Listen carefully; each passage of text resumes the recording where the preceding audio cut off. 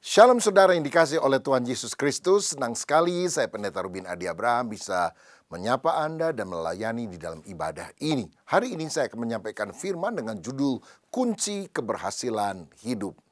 Saya ingin membacakan Daniel pasal pertama ayat 8-9 yang berbunyi demikian. Daniel berketetapan untuk tidak menajiskan dirinya dengan santapan raja dan dengan anggur yang biasa diminum raja. Dimintanyalah kepada pemimpin pegawai istana itu supaya ia tak usah menajiskan dirinya. Maka Allah mengaruniakan kepada Daniel kasih dan sayang dari pemimpin pegawai istana itu. Saudara sekalian, saya percaya kita semua ingin menjadi orang yang berhasil dan diberkati Tuhan. Dan saya mau katakan Allah yang kita sembah adalah Allah yang baik. Tuhan ingin memberkati hidup saudara supaya melalui hidupmu ada banyak orang lain juga akan diberkati. Karenanya di dalam Alkitab tidak hanya dibahas tentang sorga dan neraka saja, tetapi Alkitab juga memberikan banyak kisah keteladanan hidup orang-orang yang berhasil baik di hadapan manusia dan terutama di hadapan Tuhan. Dan kalau saya pelajari, kunci keberhasilan mereka tidak ditentukan karena latar belakang ekonomi, latar belakang sosial, atau pendidikan, tapi lebih mengarah pada kepribadian atau karakternya, yaitu karakter orang yang hidup takut akan Tuhan, sehingga berkat Allah yang luar biasa mengalir dalam kehidupan mereka. Salah satu contoh Alkitab yang kita bisa teladani adalah Daniel. Daniel adalah orang Yahudi yang ditawan ke Babilonia dan di sana dia menjadi seorang budak. Tetapi ternyata bahkan di tempat pengasingan itu pun dia menjadi orang yang berhasil. Sehingga ada 4 raja minimal yang bergantian memerintah dalam 2 kerajaan. Yang pertama Babilonia, yang kedua adalah Media Persia. Dan rajanya adalah Nebukadnezar, Belsasar, kemudian Darius dari Persia dan Koresi. Tetapi Perdana Menterinya tetap Daniel. Biasanya rajanya tetap, menterinya ganti-ganti. Kalau ini rajanya ganti-ganti, menterinya tetap Daniel. Karena apa? Ada kecemerlangan karakter di dalam diri Daniel sehingga bagikan permata atau berlian yang indah. Sekalipun dilempar ke tong sampah, berlian ini tetap berharga. Karena apa? Nilai yang terkandung di dalam dirinya. Dia memang dijadikan budak, tapi kemudian Tuhan mengangkat dia menjadi menteri di dalam kerajaan besar ini. Saya percaya karisma, karunia akan membawa kita naik ke atas. Tetapi hanya karakterlah yang akan membuat kita tetap tinggal di atas. Nah, saya menemukan ada 4 kunci yang menyebabkan mengapa kita bisa diberkati oleh Tuhan sama seperti Daniel. Yang pertama adalah ketetapan hati. Ayat 8 tadi berkata, Daniel berketetapan untuk tidak menajiskan diri dengan makanan dan minuman yang biasa dimakan oleh raja. Saudara, Daniel itu artinya yang dihakimi oleh Allah. Yang dihakimi oleh Elohim. Tapi ketika dia ada di pembuangan, diganti nama, saudara, menjadi Belsasar. Artinya yang diperkenan oleh dewa Bel. Dewa yang ada, yang dipercayai oleh orang-orang di Babilonia. Namanya berubah, keadaannya berubah. Dari orang merdeka menjadi budak. Tetapi sikap hatinya tidak berubah. Ketetapan hatinya tetap solid. Jadi pada waktu dia menjadi pegawai istana, dia juga harus makan makanan yang biasa dihidangkan untuk raja. Ya, dan tentu bagi orang Yahudi ada makanan-makanan yang dianggap tidak kosher atau tidak halal. Ya.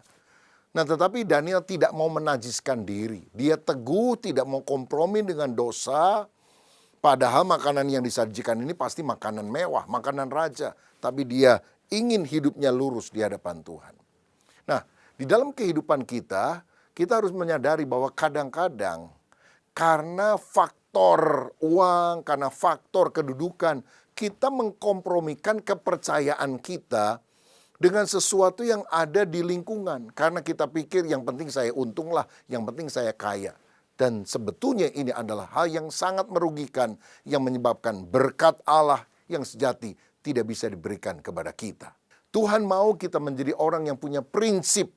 Katakan ya bila ya, katakan tidak bila tidak. Lebih daripada itu, berasal dari si jahat. Saya ingat satu kali ada orang yang mau masuk ke perusahaan dan dites.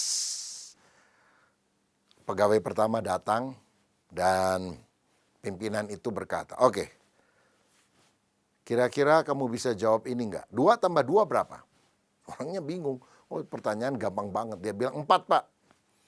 Orang ini bilang, "Keluar, kamu tidak diterima." Karena si pimpinan berkata, wah, orang ini saklek apa adanya. Ya, dia mengatakan benar ya benar, salah yang salah. Ini nggak bisa dipakai kerjasama nih nanti. Nah, pegawai kedua menghadap ke meja pimpinan itu yang mentes. Dia udah dengar kok 4 salah ya. Jadi ketika ditanya, 2 tambah 2 berapa? Dia bilang, 5, Pak, 5. Siapa tahu 4 salah, 5 benar. Pimpinannya pikir, wah, ini orang licik nih. Dia tahu 2 tambah 2, 4 salah, dia pakai ilmu berkelit ini. Wah, bisa-bisa dia merugikan perusahaan kita. Keluar, saya tidak terima. Pelamar yang terakhir jadi bingung lagi, saudara sekalian. Ini berapa maunya? 2 tambah 2, 4 salah, 5 salah. Lalu ketika ditanya lagi, menurut kamu 2 tambah 2 berapa? Dia bilang, itu sih terserah Bapak aja deh. ABS asal Babe senang. Mau 4 boleh, 5 boleh, 10 boleh. Bapak atur aja, saya ikut aja. Langsung pimpinan bilang, bagus, kamu mulai kerja di sini ya.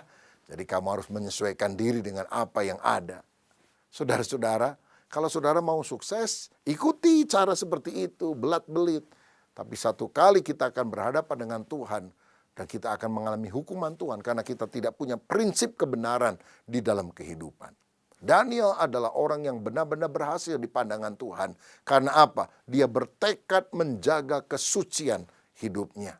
Saudara, Alkitab berkata, berusahalah hidup damai dengan semua orang dan kejarlah kekudusan, sebab tanpa kekudusan tidak seorang pun akan melihat Tuhan. Ibrani 12 ayat 14. Jadi kita ingat, hidup ini bukan sekedar cari untung, mengejar sukses, lalu mengalahkan segala cara. Kita akan ketemu Tuhan, dan kalau kita tidak punya ketetapan hati untuk hidup benar, maka nggak ketemu Tuhan, saudara-saudara. Tapi kalau orang punya prinsip, dia siap menanggung resiko, tetapi Allah akan menyertai kita. Saya ingat ada seorang muda baru lulus kuliah, lalu dia pergi ke Jakarta untuk melamar pekerjaan. Cari kerjaan kan nggak gampang sekarang, saudara. Dia lamar sana-sini, ditolak. Satu kali ada perusahaan, nggak besar sih ya, mau menerima dia. Dia bilang, kamu boleh masuk, gajinya sekian, tapi hari Minggu tetap kerja, karena toko kami juga buka hari Minggu. Aduh, anak muda ini bergumul, saudara. Karena dia orang Kristen, hari Minggu biasanya dia ke gereja, bahkan pelayanan. Lah kalau sekarang nggak bisa ke gereja, kan gimana? Aduh, tapi dia juga pikir, gimana ya kalau saya nggak terima pekerjaan ini, saya udah ikut di tempat kos teman saya sudah beberapa minggu, nggak enak ngantungin hidup sama dia terus. Aduh, gimana ya? Tapi dia ingat bahwa dia harus tetap mengutamakan Tuhan. Akhirnya dia bilang, maafkan saya bos, saya pengen banget kerja, tapi kalau boleh hari Minggu saya cuti ya, saya mau ke gereja. Oh, nggak bisa, oh, mau kerja, mau cuti lagi. Udah, nggak usah, ditolak. Saudara, dia pulang dengan sedih, tapi minggu depannya Tuhan buka jalan. Dia diterima di sebuah perusahaan yang lain, gajinya kira-kira 1,5 kali lebih besar dari perusahaan yang pertama. Bahkan dapat fasilitas tinggal di mes, di tempat tinggal yang disediakan untuk para karyawan. Dan yang paling penting, hari Minggu libur. Dia bisa pergi ke gereja dan dia melayani Tuhan. Saudara sekalian, karena itu, mari kita miliki ketetapan hati. Jangan ragu-ragu untuk taat kepada firman. Jangan bilang, ya Tuhan saya mau taat, kecuali kalau kepepet. Tapi mari kita teguh di dalam kebenaran. Sebab jika demikian, maka ayat 9 sebagai hasilnya seperti Daniel, Tuhan yang akan mengaruniakan kasih dan sayang dari pegawai istana itu kepada Daniel, sehingga Daniel bisa dipromosikan oleh Tuhan. Jadi kalau saudara mau berhasil, yang pertama mesti ada ketetapan hati untuk mengikuti kebenaran firman. Yang kedua, untuk menjadi orang yang berhasil dalam kehidupan, kita mesti memiliki kerendahan hati. Ini sifat yang sangat penting. Nah, di pasal kedua dari kitab Daniel, dikisahkan Raja Nebukadnezar bermimpi. Mimpinya itu menggelisahkan hatinya, sehingga dia mengumpulkan orang-orang pintar, para ahli nujum juga, untuk mengartikan mimpi itu. Tapi supaya dia tidak ingin mendapatkan jawaban yang asa babe senang, maka pertanyaannya gini, tadi malam saya mimpi, tolong kasih tahu mimpinya apa dan jawabannya apa, atau artinya apa. Lalu orang-orang lain bilang, mestinya Raja kasih tahu dulu dong mimpinya apa, lalu kami akan memberitahu maknanya. Raja bilang, nanti kamu bikin-bikin, saya juga nggak tahu kan maknanya benar atau tidak. Jadi kalau kamu benar-benar ahli, kamu kasih tahu, tadi malam saya mimpi apa. Kamu kan nggak lihat, saya kan mimpi. Kalau kamu benar-benar ahli, kamu bisa ngerti. Lalu maknanya apa? Nggak ada yang bisa. Dan Raja bilang, kalau nggak bisa, kamu ternyata bukan orang pintar. Diancam, dibunuh semuanya, saudara. Tetapi waktu mendengar hal itu, Daniel datang menghadap Raja. Dan setelah dia berdoa, maka dalam pembicaraan dengan Raja, dalam Daniel 2 ayat 26 sampai 28, firman Tuhan berkata begini. Bertanyalah Raja kepada Daniel yang namanya Belsasar. Sanggupkah engkau memberitahukan kepadaku mimpi yang telah kulihat itu dengan maknanya juga? Daniel menjawab, katanya kepada Raja, rahasia yang ditanyakan Tuanku Raja tidaklah dapat diberitahukan kepada Raja oleh orang bijaksana, ahli jampi, orang berilmu, atau ahli nujum. Tetapi di sorga ada Allah yang menyingkapkan rahasia-rahasia. Ia telah memberitahukan kepada Tuanku Raja Nebukadnezar apa yang akan terjadi pada hari-hari yang akan datang. Mimpi dan penglihatan-penglihatan yang Tuanku lihat di tempat tidur ialah ini. Lalu Daniel menceritakan kepada Raja mimpinya ini, maknanya ini. Sampai Raja kaget. Hebat bener kamu, aku yang mimpi kok kamu bisa tahu mimpiku apa. Tapi Daniel dari sejak awal bilang, itu bukan karena keahlian kami Raja. Tapi di sorga ada Allah yang bisa menyingkapkan segala sesuatu. Ini loh, orang yang berhasil. Tidak mencuri kemuliaan Tuhan.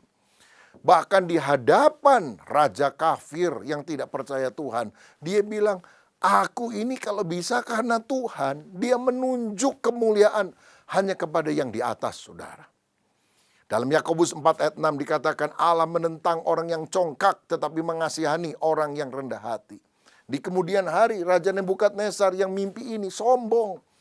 Dia bangga sekali dan dia bilang, akulah yang mendirikan Babel dengan kekuatan tanganku. Tuhan bilang, sombong lu. Ya, mungkin dijitak Tuhan atau dijewer sama malaikat Tuhan. Goyang otaknya 0,5 milimeter. Namanya lupa, statusnya lupa. Dia pulang ke istana, bukan masuk ke dalam gedung, malah pergi ke tempat hewan, saudara-saudara. Selama berbulan-bulan dia seperti kerbau yang makan rumput. Kalau dikasih makanan yang enak-enak, capcay, puyung hai, barongsai, jawabnya moh begitu. Sampai akhirnya dia merendahkan diri kepada Tuhan, baru dipulihkan ingatannya. Oh, Allah nggak suka banget sama orang yang sombong, yang mau mencuri kemuliaan Tuhan. Karena hidup kita ini semua hanyalah anugerah. Dalam Lukas 18 ayat 14, firman berkata, sebab barang siapa meninggikan diri, dia akan direndahkan. Dan barang siapa merendahkan diri, dia akan ditinggikan. Saya ingat satu kali ada seorang pergi ke toko kain, lalu dia tanya berapa harganya kepada pemilik toko kain itu. Dan waktu dia nanyanya gini, ini kain 1 meter berapa? Tapi dia tunjuk itu dengan 10 jarinya. Pak, ini kain 1 meter berapa? Karena rupanya seluruh jarinya itu ada cincin emas, saudara sekalian. Nah, orang yang punya toko kesel juga. Dia bilang, emang cuma kamu yang punya emas? Lalu dia bilang, 100.000. Kenapa dia bilang gitu? Karena dia mau tunjukin ternyata giginya emas semuanya, saudara sekalian. Inilah manusia yang gak mau kalah, saling menyombongkan diri. Tapi Tuhan tidak suka dengan itu. Berkat hanya datang bagi orang yang rendah hati dan memuliakan Tuhan. Nah, saya ingat ada seorang pengusaha real estate, saudara. Ini peristiwa sudah sekian tahun yang lampau. Yang anehnya di kantor pemasarannya di atas atap itu dia pasang dokar. Itu kereta kuda itu, saudara sekalian, dokar. Lalu temennya tanya, kamu ini aneh kok, kamu jualan rumah kan, real estate, kenapa kamu taruh itu dokar di atas atap tempat usaha ini? Kan kalau kasih antena parabola masih oke lah. Dia bilang, saya ini kan sebetulnya cuma size delman, ya. Jadi saya ini bisa jadi pengusaha real estate itu anugerah Tuhan. Nah, dan seringkali saya suka lupa, bisa sombong. Tapi setiap kali saya pergi ke kantor pemasaran ini, ke kantor tempat kerja saya lihat ke atas, ada dokar atau delman itu yang dipasang di sana.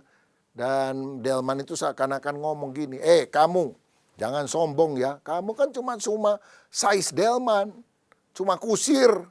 Kalau kamu berhasil itu adalah anugerah Tuhan. Saya jadi merendahkan diri lagi dan saya percaya karena itulah Tuhan selalu akan melimpahkan berkat kepada saya. Saudara, air selalu mengalir ke tempat yang rendah. Begitu juga berkat akan mengalir kalau kita rendah hati. Jangan sombong, semua adalah anugerah Tuhan. Daniel adalah orang yang rendah hati. Hasilnya, Daniel 2 ayat 48 dan 49. Lalu raja memuliakan Daniel, dianugerahinya lah dengan banyak pemberian yang besar, dan dibuatnya dia menjadi penguasa atas seluruh wilayah Babel, dan menjadi kepala semua orang bijaksana di Babel. Atas permintaan Daniel, raja menyerahkan pemerintahan wilayah Babel itu kepada Sadra, Mesa, dan Abednego, sedang Daniel sendiri tinggal di istana raja. Haleluya. Orang rendah hati diberkati Tuhan, dan dia juga bagi-bagi berkat kepada teman-teman yang lain, sehingga teman-temannya juga mendapatkan kedudukan yang bagus. Yang ketiga, kalau saudara ingin menjadi orang yang berhasil, kita harus belajar memiliki ketulusan hati. Ya. Saya percaya karakter tulus, punya integritas itu lebih daripada kemampuan bahkan pengetahuan. Nah, di dalam pasal yang ke-6 dari kitab Daniel, Raja Darius itu memiliki 120 orang wakil raja karena kerajaannya tersebar sangat luas sekali pada waktu itu. Dari Asia ke Eropa, saudara, sampai ke India. Lalu dari 120 wakil raja itu dipilih 3 pejabat tinggi. Salah satunya adalah Daniel. Wah, luar biasa.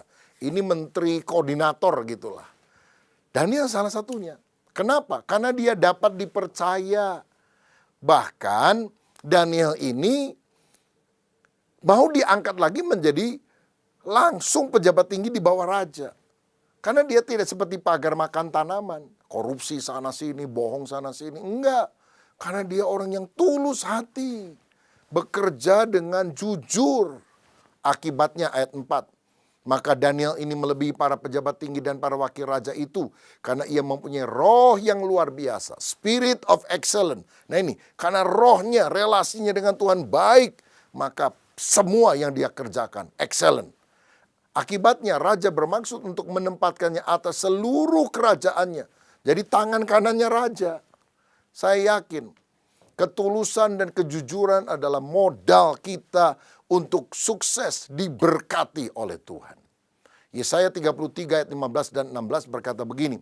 Orang yang hidup dalam kebenaran, yang berbicara dengan jujur, yang menolak untung hasil pemerasan, yang mengebaskan tangannya supaya jangan menerima suap, yang menutup telinganya supaya jangan mendengarkan rencana penumpahan darah, yang menutup matanya supaya jangan melihat kejahatan, dialah seperti orang yang tinggal aman di tempat-tempat tinggi. Bentengnya ialah kubu di atas bukit batu. Rotinya disediakan, air minumnya terjamin. Jadi orang yang sungguh-sungguh jujur, Tuhan angkat di tempat tinggi, rotinya disediakan, air minumnya terjamin. Kebutuhan kita akan Tuhan siapkan. Haleluya. Karena itu mari kita jadi orang yang takut akan Tuhan. Sebab Tuhan akan mengangkat kita jadi kepala, tidak akan jadi ekor. Kita akan naik terus, tidak akan turun. Kalau apa? Hati kita jujur, tulus di hadapan Tuhan. Nah, tentu saja niatan raja ini menimbulkan kecemburuan, iri hati. Karena apa? Daniel itu kan dulunya tawanan, non pribumi lah istilahnya. Dan dicoba dicari-cari kesalahannya. Tapi ayat 5, Dikatakan kemudian para pejabat tinggi dan wakil raja itu mencari alasan dakwaan terhadap Daniel dalam hal pemerintahan. Tetapi mereka tidak mendapat alasan apapun atau sesuatu kesalahan. Sebab ia setia dan tidak ada didapati sesuatu kelalaian atau sesuatu kesalahan padanya. Orang kalau jujur mau dicari-cari kelemahannya nggak ketemu, saudara sekalian. Karena apa? Setiap celah itu ditutupi oleh kejujurannya. Nggak ada celah jadinya. Tapi apakah bisa hal itu terjadi pada masa kini? Orang kan suka tanya, jujur, mujur, atau hancur? Lalu orang jawab sendiri, hancur, malah hancur lebur. Mana bisa kita hidup jujur di tengah dunia nggak jujur seperti ini? Kalau ada 10 orang hakim, 9 tidak jujur, 1 jujur, yang jujur ini yang akan hancur hidupnya. Kan kita selalu memikirkan hal semacam itu. Sehingga banyak orang ikut situasi. Nggak mau jujur. Di gereja nyanyi puji Tuhan, angkat tangan dengan penuh perasaan. Tapi kalau lagi dagang, nipu orang juga dengan penuh perasaan, saudara. Tapi ingat ini, kalau saudara nggak jujur, engkau bisa mendapatkan keuntungan. Tetapi sekali orang tahu, maka seumur hidup engkau tidak akan dipercaya. Ngapain sih kita bohong-bohong? Demi gengsi, demi rasa diri kita hebat, apa gunanya? Saya pernah dengar cerita nih saudara, ada seorang yang baru diangkat menjadi kolonel, dia bangga sekali dengan posisinya saudara, lalu dia masuk ruangan kerjanya yang baru, dan gak lama kemudian ada orang ketok pintu. Siapa nih ya, tamu pertama nih.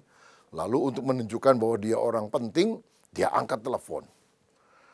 Dia pura-pura sebetulnya saudara, dia angkat telepon. Lalu dia bilang, silakan masuk. Jadi begitu orangnya masuk, dia ngomong gini di telepon. Jadi jam 2 siang ini saya akan ketemu dengan 3 jenderal ya. Baik, saya akan datang.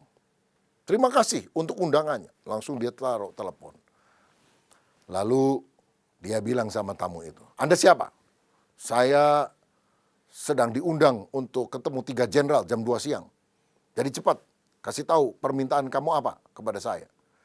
Orang itu gemeter, dia bilang, maaf Pak, saya ini petugas dari kantor telepon karena saya dengar laporan katanya di kantor ini, di meja Bapak teleponnya itu rusak. Saya juga bingung ya, belum saya perbaiki kok Bapak sudah bisa nelpon.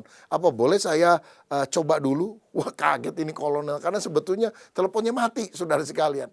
Lah ngapain kita bohong-bohong untuk menunjukkan kitanya hebat pada ternyata berdusta? Saya percaya untuk long term, jangka panjang, orang yang jujur itu yang akan diberkati Tuhan. Yang nggak jujur untung sebentar bisa, tapi untuk langgeng, mana mungkin. Saya pernah dengar cerita, saudara, ada seorang penjual kuda di Amerika Serikat. Nah, satu kali kudanya ditawar oleh orang lain karena orang itu mau beli, kudanya bagus banget begitu. Lalu si penjual bilang gini, Pak, saya itu dulu beli kuda ini modalnya $1.500. Saya pengen dapat untung $500, jadi saya jual $2.000 deh kepada Bapak. Orang itu bilang, kurangin dong, bisa kurang nggak? Ya nggak bisa Pak, ya untung saya kurang banyak kalau gitu. Dan karena ditawar nggak bisa dan karena memang kudanya dianggap bagus, orang itu kemudian bilang, oke deh saya bayar $2.000. Sore harinya si penjual kuda datang ke rumah orang ini. Dia bilang, Pak, sorry Pak. Setelah saya jual, saya ingat-ingat dan saya cek, ternyata masih ada bon pembelian dulu. Saya itu dulu belinya bukan $1.500, $1.000. Jadi uang Bapak kelebihan karena saya kan cuma mau untung $500.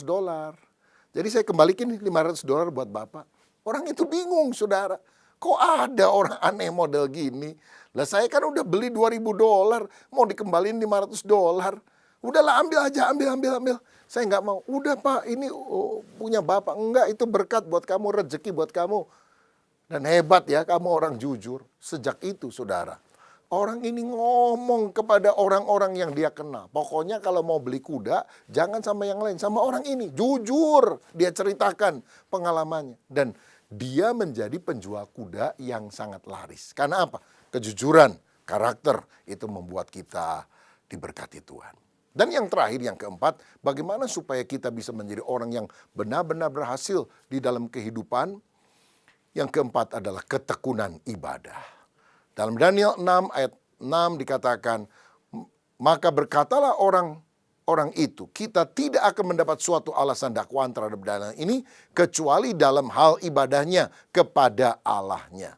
Daniel 6 ayat 11, demi didengar Daniel bahwa surat perintah telah dibuat, pergilah ia ke rumahnya, dalam kamar atasnya ada tingkap-tingkap yang terbuka ke arah Yerusalem, 3 kali sehari ia berlutut berdoa serta memuji Allahnya seperti yang biasa dilakukannya. Ayat 12, lalu orang-orang itu bergegas-gegas masuk dan mendapati Daniel sedang berdoa dan bermohon kepada Allahnya. Kunci terakhir untuk menjadi orang yang benar-benar berhasil di hadapan Tuhan manusia adalah tekun beribadah. Daniel adalah orang yang 3 kali berdoa setiap hari menghadap Yerusalem. Dan musuhnya tahu dia nggak mungkin bisa dicari kesalahannya dalam hal apapun, kecuali dia rajin ibadah kepada Tuhan. Lalu dijebak. Saudara, mereka datang kepada Darius dan dia bilang, Darius ini raja yang paling hebat di seluruh dunia. Gimana kalau dalam 1 bulan ini dikumandangkan bahwa tidak boleh ada orang yang menyembah Allah manapun selain daripada menyembah Darius sebagai Tuhan. Oh, Darius senang, dibuat keputusan. Pada ini sebetulnya jebakan bagi Daniel. Tapi apa yang terjadi dengan Daniel? Daniel tetap setia kepada Allah. Dia tetap berdoa 3 kali sehari. Dan karena itu dia ditangkap oleh pegawai-pegawai istana karena melanggar ketetapan raja. Dan dimasukkan ke dalam gua singa sebagai hukuman. Darius akhirnya sadar ini jebakan orang-orang lain menggunakan nama dia. Tapi dia nggak bisa apa-apa, dia harus konsekuen dengan keputusan itu. Saudara, saya mau katakan, kadang-kadang kita menderita bukan karena hal yang jelek. Tetapi sebaliknya karena kejujuran, karena kita setia kepada Tuhan. Tapi Alkitab berkata kalau engkau menderita karena kebenaran, roh kemuliaan Allah ada padamu. Saudara, jadi dalam Daniel 6 ayat 17, sesudah itu raja memberi perintah, lalu diambillah Daniel dan dilemparkan ke dalam gua singa. Berbicaralah raja kepada Daniel, Allahmu yang kau sembah dengan tekun, dialah kiranya yang melepaskan engkau. Oh, raja juga sedih, saudara-saudara. Ini jebakan yang akhirnya menyebabkan Daniel, orang kesayangannya, harus dihukum. Tetapi karena dia tekun beribadah, Allah melakukan mujizat. Allah menyelamatkan Daniel ketika dia dilemparkan. Itu singa-singanya jadi jinak semuanya. Nggak ada yang mau menerkam Daniel. Karena malaikat Tuhan kirim untuk meluputkan Daniel. Lawanmu boleh merencanakan kecelakaan bagimu. Tapi bila kita tekun beribadah, mencari wajah Tuhan, Tuhan yang akan membela kita. Akibatnya, musuh-musuh Daniel yang tadinya menjerumuskan dia ke dalam gua singa. Mereka yang disuruh oleh raja, ditangkap sama keluarganya, dilemparkan ke gua singa yang sama setelah Daniel dikeluarkan. Dan belum sampai ke bawah, singa menerkam, mati semua mereka. Siapa yang menggali lubang akan masuk ke dalamnya. Engkau boleh saja berusaha digagalkan oleh orang lain. Orang melakukan hal yang jahat kepada saudara. Tapi kalau engkau tekun setia kepada Tuhan, Allah adalah pembela. Ya, mungkin sekarang engkau kelihatannya kalah, dirugikan. Tapi lihat, ada kemenangan yang Tuhan akan berikan. Karena itu tekun ibadah kepada Tuhan. Tetap mencintai Tuhan. Kebenaran akan muncul pada waktunya. Hasilnya apa? Daniel 6 ayat 26 sampai 29. Kemudian Raja Darius mengirim surat kepada orang-orang dari segala bangsa, suku bangsa dan bahasa yang mendiami seluruh bumi, bunyinya, bertambah-tambahlah kiranya kesejahteraanmu. Bersama ini kuberikan perintah bahwa di seluruh kerajaan yang kukuasai, orang harus takut dan gentar kepada Allahnya Daniel. Sebab dialah Allah yang hidup, yang kekal untuk selama-lamanya. Pemerintahnya tidak akan binasa dan kekuasaannya tidak akan berakhir.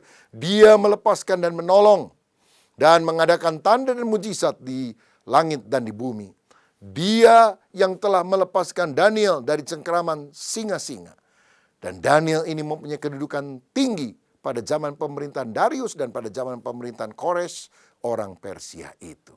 Saudara, akibatnya raja memberi peraturan. Semua orang harus tunduk kepada Allahnya Daniel. Dan akhirnya nama Tuhan diperkenalkan. Nama Tuhan disembah karena ada satu orang yang bukan cuma sukses bagi dirinya sendiri, tapi benar-benar memuliakan Tuhan. Saya berdoa, engkau tidak hanya menjadi orang yang sukses menurut ukuran dunia, tapi melalui keberhasilanmu, banyak orang akan sujud menyembah kepada Tuhan. Mari kita berdoa. Bapa, ini doa hamba-Mu untuk setiap anak-anak-Mu yang menerima firman. Jadikan kami orang berhasil. Dan untuk berhasil, bukan hanya di hadapan manusia, tapi di hadapan Tuhan. Kami harus punya ketetapan hati, kerendahan hati.